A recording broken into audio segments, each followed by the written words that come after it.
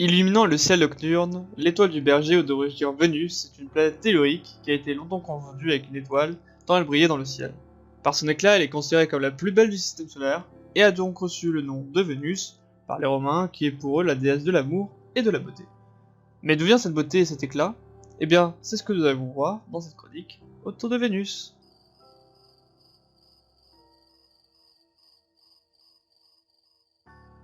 En partant du Soleil, Vénus est la deuxième planète la plus proche et pourrait se confondre avec la Terre. Pas pour son apparence, mais par rapport à leur taille, leur densité et leur masse qui sont assez similaires. Hormis cela, les deux planètes ont une composition et une histoire assez différentes. Mais avant d'embarquer dans le récit de Vénus, intéressons-nous plutôt à sa composition. Pour commencer, son noyau est constitué en deux parties. Une partie externe, constituée malheureusement de fer et de nickel liquide, et une partie interne, composée de fer et de nickel, mais cette fois-ci solide. Autour de cela, un manteau de silicate et d'oxyde de métaux recouvre le noyau, qui représente 52% du rayon. La croûte de Vénus se greffe au-dessus de cela, sur 20 km d'épaisseur. Mais tout en un bloc, pas de tectonique des plaques comme sur la Terre.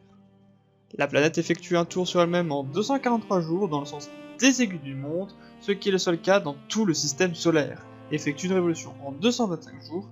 Ainsi, un jour vénusien est plus long qu'une année vénusienne, et n'a pas de ratio parfait comme Mercure. Vidéo que je vous conseille d'aller voir. Bien, laissez-moi donc enfin vous conter l'histoire de Vénus. Il y a fort longtemps, Vénus abritait de l'eau en abondance, mais dû à sa proximité avec le Soleil, l'eau s'est évaporée peu à peu. L'atmosphère de Vénus a donc emprisonné ces vapeurs d'eau qui produit un excellent gaz à effet de serre, chauffant de plus en plus la surface de Vénus. Ainsi, plus d'eau s'évapore, et le cercle vicieux continue, jusqu'à ce que les rayons ultraviolets du Soleil viennent casser ces molécules. L'hydrogène étant léger, lui se perd dans l'espace, quant à l'oxygène, plus lourd, se fait attirer par la gravité de la planète. Cette immense chaleur impossible à évacuer augmente la pression de Vénus à une pression de 90 atmosphères, soit celle qu'on retrouve à 1 km sous l'eau sur la Terre. Dû à cette chaleur, tout le dioxygène de carbone se libère dans l'atmosphère par ces nombreux volcans qui peuplent la planète.